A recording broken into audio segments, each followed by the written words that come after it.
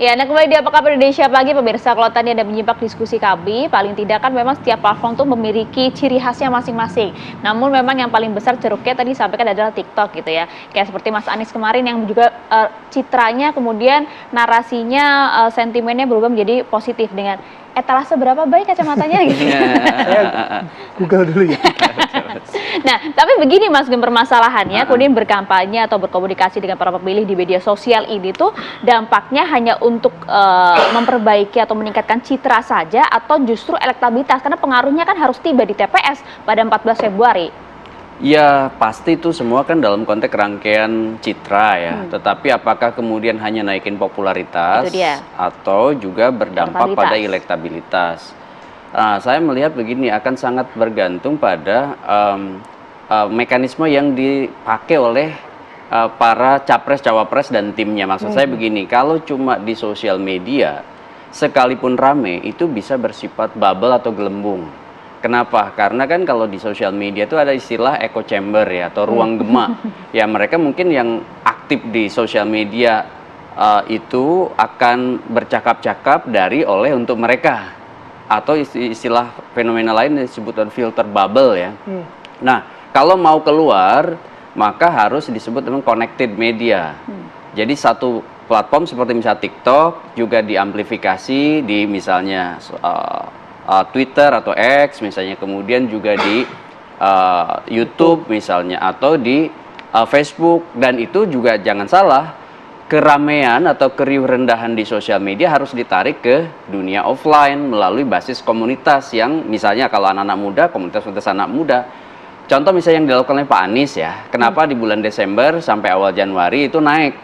Karena saya lihat ada connected media tuh, dari misalnya live di TikTok sama desak Anies di offline. Kemudian di Twitter misalnya ada Anies Bubble, ya kan?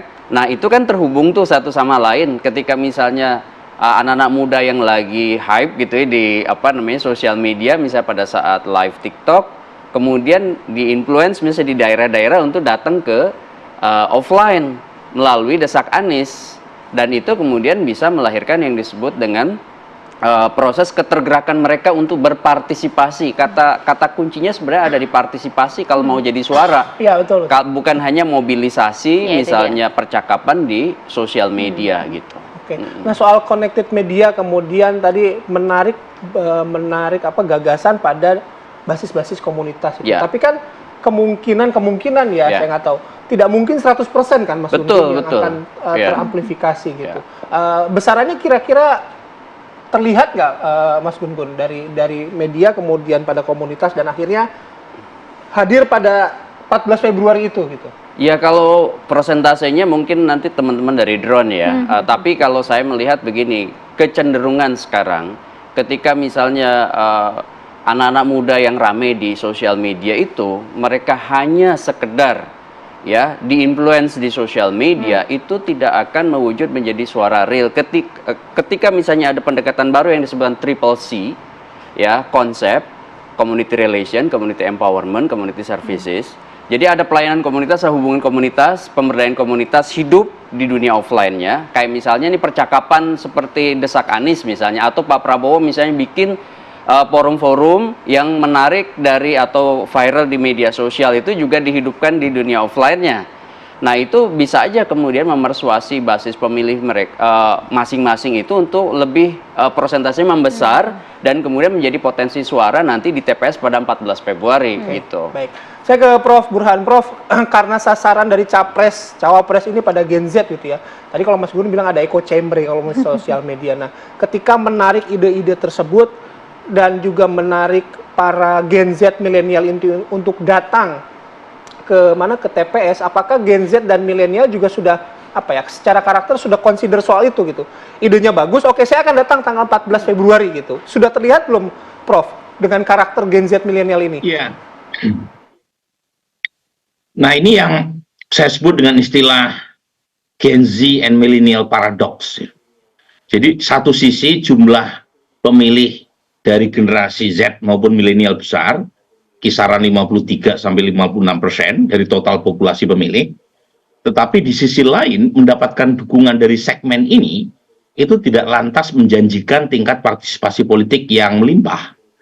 Jadi studi saya sejak 2004 sampai terakhir 2019, itu ada ketimpangan partisipasi antar generasi usia.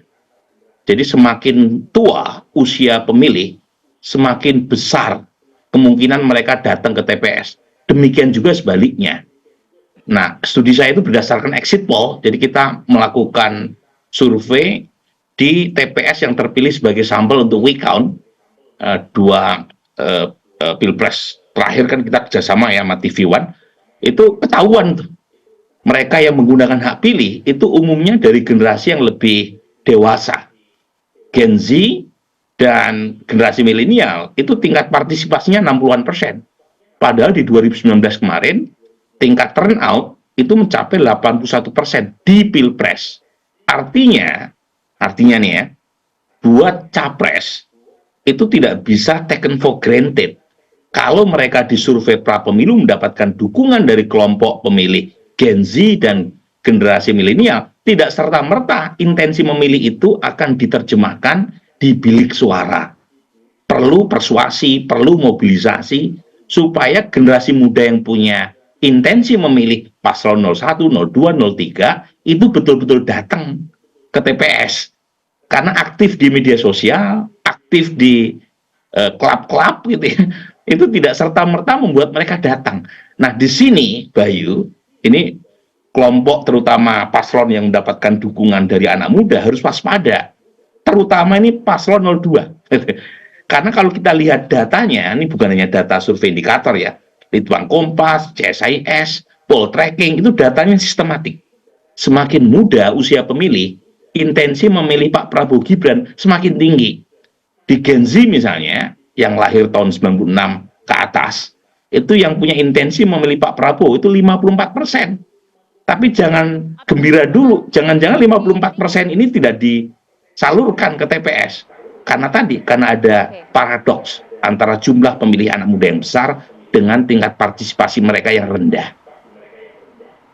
Oke. Saya penasaran, tapi soal paradoks itu, apakah di penelitian di tulisannya Prof. Burhan juga terjawab nggak? Kenapa sih meskipun mereka senang gitu ya di media sosial, tapi datang ke TPS-nya kok partisipasinya kok malah sedikit gitu loh? Iya, ini menarik nih ya. Sebenarnya ini bukan unik Indonesia, Bayu. Di banyak negara, termasuk Amerika Serikat, itu generational divide itu salah satu yang menjelaskan tingkat partisipasi pemilih yang rendah di kalangan anak muda. Salah satu penjelasannya adalah anak muda ini tingkat ketertarikan politiknya tinggi, ya, jadi tingkat engagement terhadap politiknya tinggi, tetapi kepercayaan terhadap institusi atau lembaga politik formalnya rendah. Jadi mereka sangat kritis, tetapi cukup banyak yang mengalami alienasi, sehingga merasa nggak ada gunanya juga menyalurkan suara di bilik, di TPS-TPS. Jadi mereka cukup well informed, cukup tahu keadaan politik yang sedang terjadi, tetapi saat yang sama karena pengetahuan mereka yang tinggi, mereka menjadi sangat tanda kutip nyinyir gitu ya. Apa gunanya suara ini, toh sudah ada yang men-set up, atau sudah ada hal-hal yang menurut mereka membuat partisipasi mereka menjadi turun. Jadi faktor ini ya, selain tentu saja anak muda kan banyak hal yang mereka kerjakan ya, untuk datang ke TPS itu kan mengeluarkan semacam kos waktu, ya misalnya ya waktu yang paling utama, karena kalau kita datang ke TPS kan minimal mengeluarkan beberapa sumber daya yang tidak bisa diganti kan. Sumber daya itu yang paling kelihatan adalah kehilangan waktu.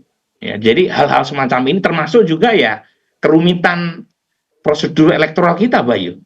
Di banyak negara itu coba diatasi dengan pemilihan via online gitu ya. Di kita kan masih konvensional banget ya, pakai nyoblos pula.